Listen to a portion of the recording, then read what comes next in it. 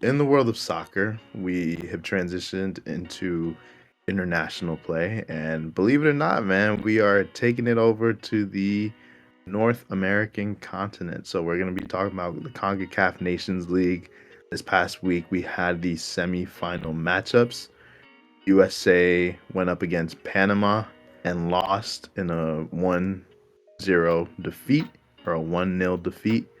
And then won't be spending much time talking about this, but just for the sake of, um, just to get the point across, we also have Mexico who beat Canada 2-0 in their semifinal matchup. So they're actually, at the time of this recording, they're actually currently facing Panama. And I just checked the score, man. They're up 1-0, man. So shout out my country, man. But all right, what we're here to talk about is the United States performance against Panama. So they, it's funny, in our notes we have just lost third place match as well to Canada. So clearly a bit of a disappointing matchup. This is a very new tournament. I believe this is the fourth annual CONCACAF Nations League tournament, and the U.S. has won all three of the previous tournaments, and they've now placed fourth. So, any reactions? What are your guys' thoughts on this game? Just wanted to open up the floor. It's a little shocking given, just to give some context, I've generally been a hater of this team, just in general.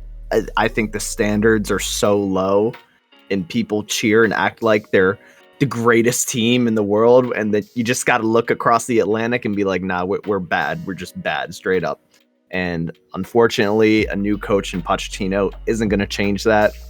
I think there were some promising moments from the game versus Panama, but at the end of the day, this team still needs a lot of changes, a lot of development, and I think it's going to take some time. And I think, their previous wins in this tournament, I'd say it's luck of the draw. Okay. Dre? Yeah, I ain't gonna lie. Pot's looking a little fraudulent right now. I'm not gonna lie, man. Him, his previous job was at my favorite club, Chelsea.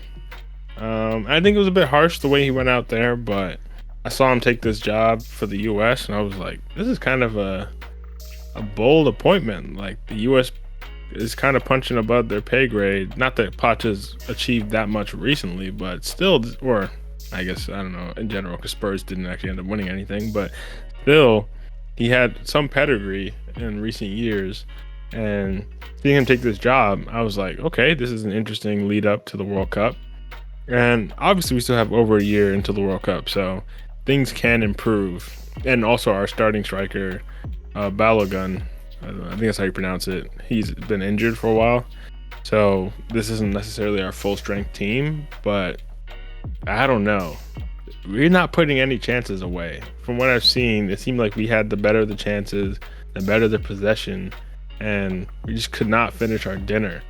Which maybe that's not on Poch. Maybe that's on the team, the players, but definitely on one dude, bro. What's his? Was it Agaimang? I hope might so, be butchering that name. If not. But that dude in the clips I saw fumbled multiple game winners. So yeah, I just got to point that out. It's unfortunate, especially now losing the third place match as well. Not that necessarily means that much, but we're just going out sad. And the fact that we're hosting next year, we're hoping at least that we could put some kind of run together. No one expects the U.S. to win. No one expects us to even reach a semi. Probably not even a quarterfinal. But if we can pull off some kind of dream run to even reach a quarterfinal at home, that will be enough. Like, I think more than anything, this World Cup needs to be used to put U.S. soccer on a platform.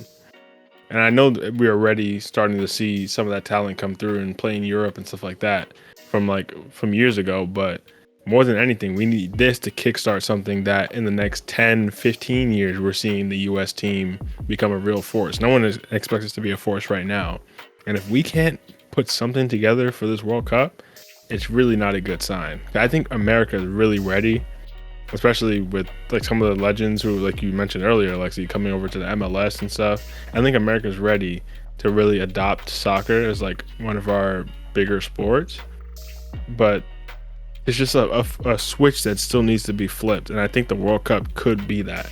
But if this is the type of performance we're gonna go into that competition with, then it's cooked, bro. It's really cooked. So I'm hoping that we come better with something in the future. We still have some time to work through it, but yeah, this was really disappointing from what I saw. But I will say, to be fair to Panama, they didn't have that many shots, but when it counted the most, almost the last kick of the game, they got it in. It was a brilliant finish, although looking at the highlight, it looked like the U.S. definitely could have closed that down. That was just terrible defending. He should have saved that. That was terrible defending. Like, yeah, they had that same shot against Panama too, and he fumbled the shot. So just the quality in those moments. But the guy who scored for Panama, Waterman, I think his name is Cecilio Waterman. He actually, when he scored, he ran over to the CBS desk where Thierry Henry was there, like covering the game with like Dempsey and Kay Abdo and someone else, I forget. And he ran over, like he scored, he immediately saw Henry, ran over there and like went over to him and he said, pardon my pronunciation, Eric, you can clean this up for me. But he's like, "Tu eres mi ídolo," or something like that. Like, you are my idol. And that was a sick moment. Like, he's like in Henry's face, yelling at him, like pointing at him, like, "Tu eres mi ídolo, tu eres mi ídolo." And he's like hugging him, and the whole team comes and join him. They're all hugging Henry at the desk. Like, that's iconic. And I think that was actually really sick. Shit, man. Yeah. So shout out to Panama. I'm glad that they even, like, now because of that moment, I'm actually rooting for them to win the final. Obviously, like you said, Eric, now they're down 1-0. And I'm sure you're not rooting for them, obviously. But just because of that story, I thought that was heartwarming. So shout out to Panama. Beautiful game, man. Yeah. And I guess just like a few more comments on the actual match. The US had, and you guys kind of alluded to this already, but they had several chances to score. And in the first half, they had Weston McKennie had like a missed header that could have really been like, that was like a really good scoring opportunity. That was surprised didn't go in. And Josh Sargent also had a miss off the post, like I guess it was like the 15th minute or something like that. It was like off of a cross from Pulisic, and he also had an offside goal. So scored the goal, but it was offside, and so it just didn't count, obviously. And this was just like a disappointing performance by the U.S. side. You really expect them. I think in any CONCACAF tournament, you do expect it to come down to U.S. and Mexico. And in this particular match, like, there was no reason why they should have lost this. Obviously, like, happy for Panama, as Dre mentioned, but this is a disappointing result. And the thing about the U.S., man, just to give a little bit more context on just how I feel, I have already voiced my allegiance to Mexico, and right now I'm actually not even like, I've been very clear in the past, like when my team is not doing well, I kind of get angry and I kind of like distance myself from the team. Fake fan, man. Hey, call it what you want, man. I'm just, it's for my mental health. But the Mexican side has been very disappointing ever since. I mean, it was pre 2022 World Cup, but that was like a very disappointing performance just overall.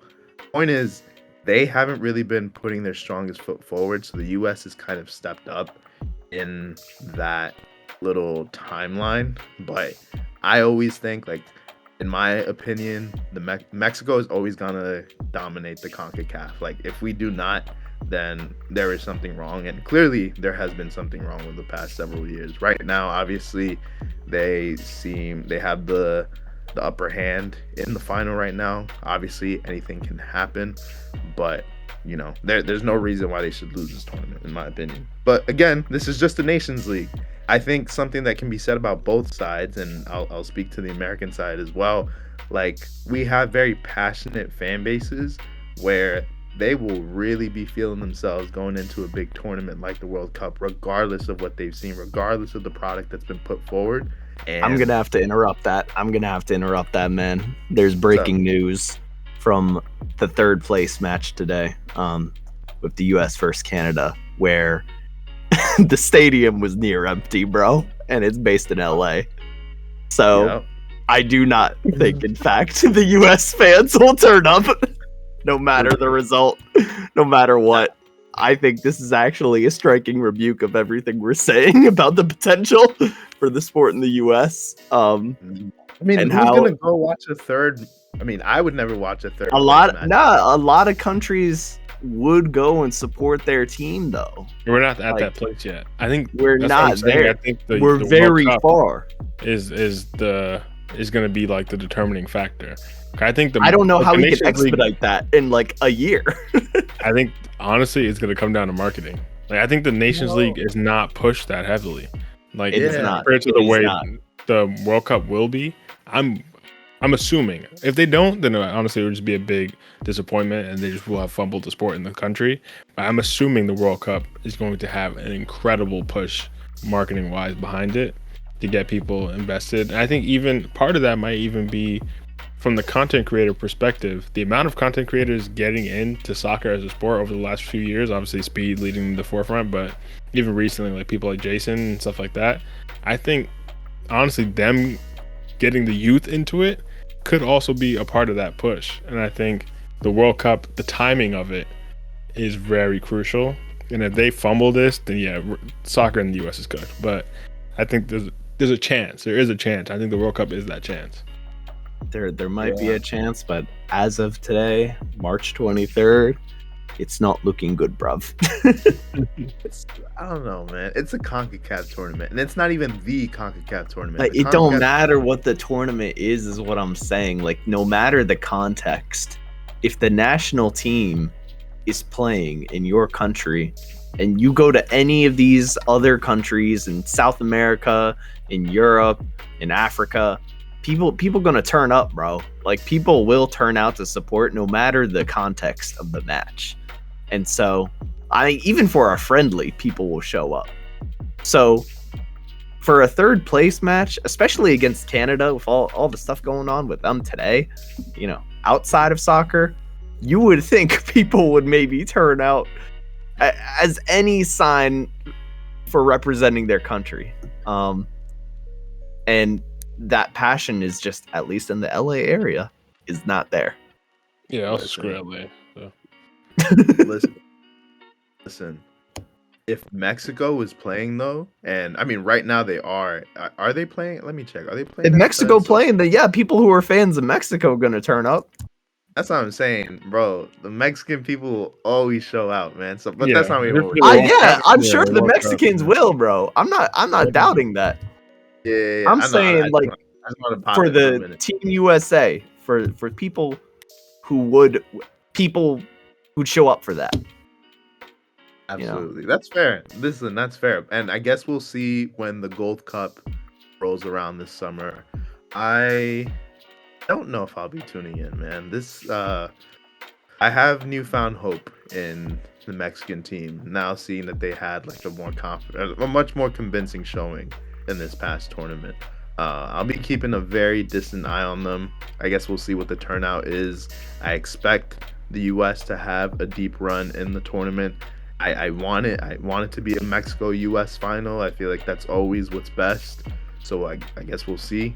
But we'll see. We'll see what the turnout is when it comes down to the CONCACAF tournament of I guess it's every 2 years. So we'll see what happens there. But I totally hear you, man. I don't want to just gloss over that. I agree. I think it's weird, man. People will get their head turned if they see that there's hype, if there's some kind of anticipation behind the matchup. Obviously, like Dre said, this is not something that's been pushed all that crazy, but I feel like people are gonna always run to the crowd, and in this case, there just isn't really enough of a reason to go ahead and tune into this. So this is, I guess, more a tournament for like quote unquote like hardcore fans. But regardless, I think we should at least keep an eye on just like what the turnout looks like in the Gold Cup. Copa America, for example, which was last summer, had a very nice showing, and granted, that was thanks to a lot of just like the South American fan base that was really showing out. But it's really cool to see the game, how popular it is in the US.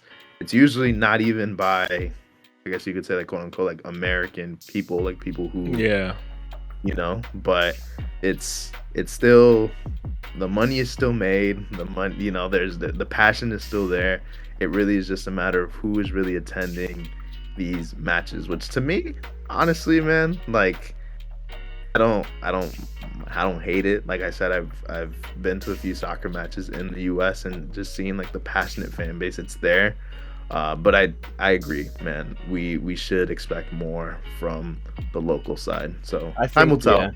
Yeah, I think it's for everything, for the national team, for MLS, for even kids who are playing under academies and development. There's got to be a lot of change, and it's going to take a lot of time. And unfortunately, I don't think that's going to happen in a year. I mean, just talk briefly about the World Cup. Like, you look at what Qatar did for their World Cup. I mean, yeah, they broke a lot of human rights and laws, forcing people to build those stadiums, but they invested in their infrastructure, and that, making sure it was the best possible World Cup for them. I'm not saying in good ways, because clearly they didn't do a morally good job at that, but I have not seen that response from the US, and we're a year out. Like, there's still discussion of how are people going to get to these stadiums, and how is traffic going to be affected in all these different cities across the country. And I've seen nothing about like planning and accounting for that. So I'm starting to worry it's going to be a shit show, personally. That's actually very fair. That's very fair. And I've been to MetLife, which is where the final is going to be held, and it is a nightmare. It is a hassle. It is so bad. I don't know how the Jets and Giants fans do it during the season. I just don't know how they do it. And you would think, because it's New York, because it's a huge market, there would be much better infrastructure. It would just be a lot smoother, but it is not. It's actually, I agree, very concerning. You saw what went down in the final last year in the Copa America, where people were sneaking in, and that was down in at Hard Rock in Miami. But it's scary. It really is scary. And you would think, given the resources we have as a country, that it would be, it'd be different, that we would have a much easier, I guess, it'd be a much smoother experience, but clearly it's not. So I'm with you there. I'm 100% with you there.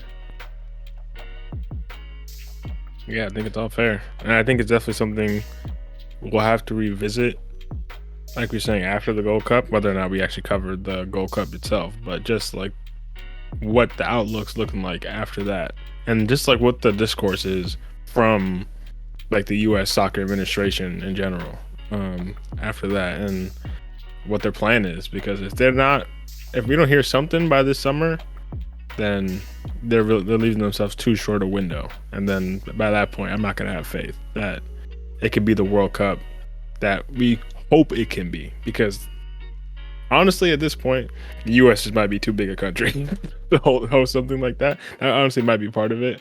That like a lot of these other countries that are traditionally hosts. Oh, well, to be fair, Brazil is a massive country, so I don't know. But we just don't have like the care for it seems, that these other countries do. And I'm hoping that this could be the turning point. But like you're saying, it really would mean that our country would have to care about the sport. And it seems like there's potential for that, but